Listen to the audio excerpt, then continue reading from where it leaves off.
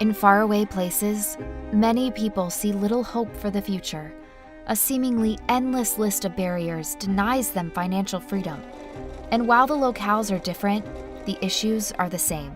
Kenya, where farmers struggle to move beyond subsistence farming. Colombia, where political conflict across the border drives thousands of refugees seeking stability. Haiti, where many live on less than $2 per day and can't even dream of owning a home for themselves. Today, 1.7 billion people remain outside the global financial system, people who have lost hope for a better life. But there is hope.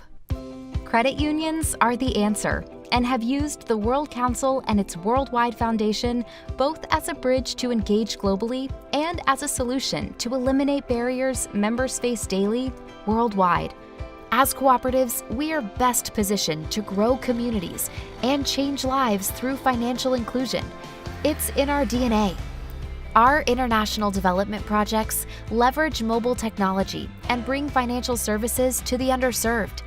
We stay ahead of the storm through disaster relief, advance women in leadership, and offer a global classroom that exchanges ideas among peers. And we look ahead to pass the torch to the next generation of global leaders to address member challenges we cannot yet see. But this work is only possible because of you.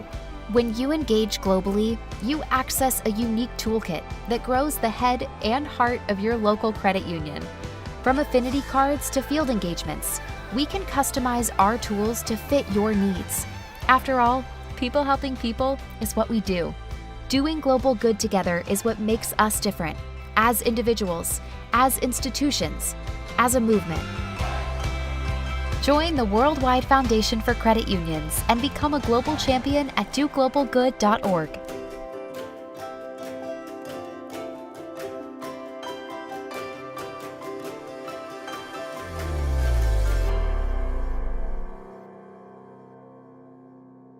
Extend your marketing reach to thousands of MoneyPage's mobile app users interested in saving money on the go. Place your business in the hands of our growing and active community. The MoneyPage's app makes it convenient for users to call, view your website, and even get directions to your location. Your loyal customers can favorite your business and receive notifications every time you release a new offer or promotion. It's the fastest way to instantly get your information on the screens of people looking to save on what you offer. We've also made it easy for your staff to accept coupons from customers looking to redeem an offer. Your staff member just has to double-tap Redeem Coupon on the user's screen.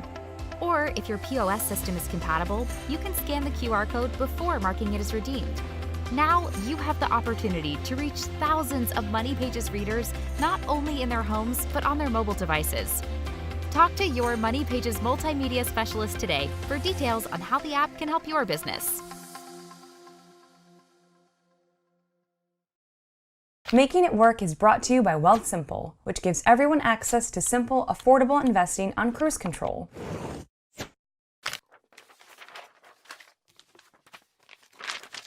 When I first graduated from college, I went out into the real world with a minimum wage paying job. I was living paycheck to paycheck, and I would daydream about a day in the future when I would have more money. I imagined saving would be effortless once I was earning this hypothetical higher income. Cut to a couple years later, when I began working in an office and earning more. But even 6 months into the job, my savings account was still resting at less than $500. It turns out that I'm really good at spending money. It's not like I'm spending thousands of dollars on clothing or travel every month, but when I started earning more, I gradually elevated all of my consumption. I swapped my $12 face wash for a $35 one.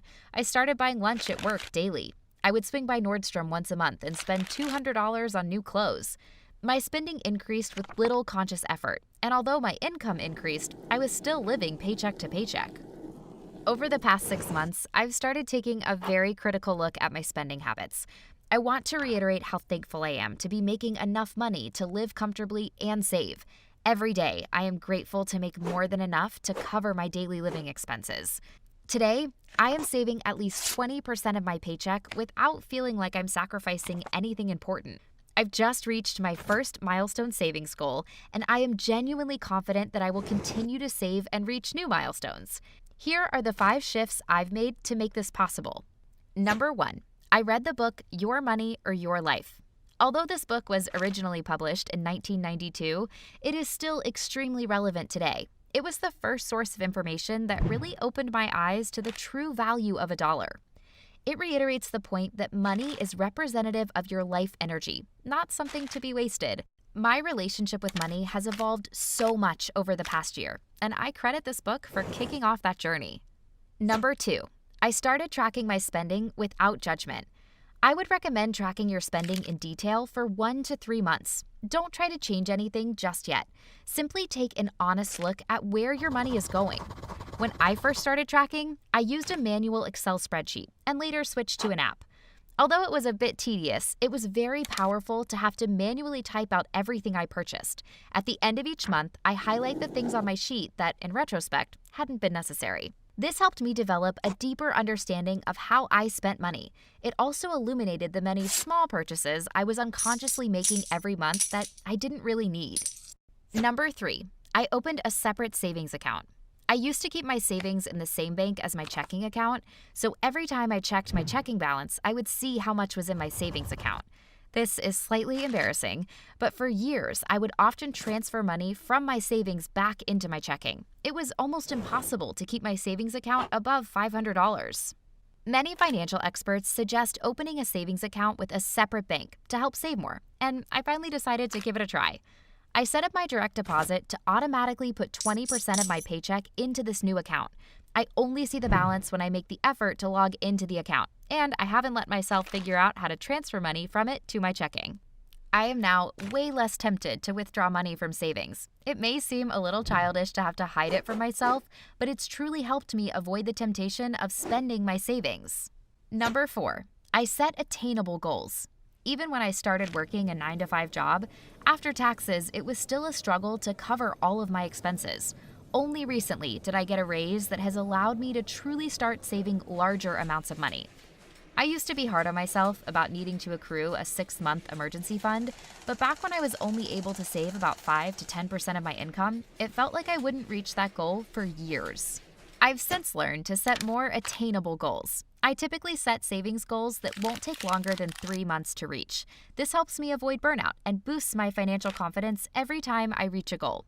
Because these goals are smaller, adding an extra $50 to my savings account really makes an impact. If I was trying to save $20,000, that $50 wouldn't feel so impactful.